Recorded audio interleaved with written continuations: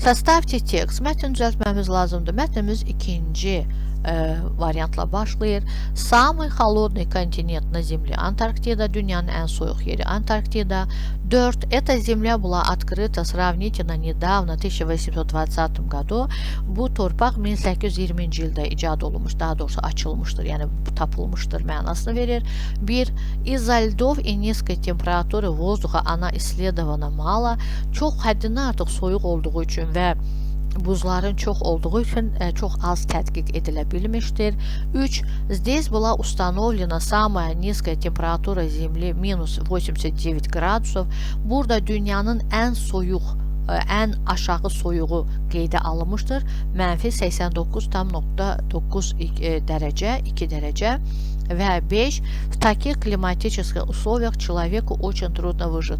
Belə iqlim şəraitində insana yaşamaq çox çətindir.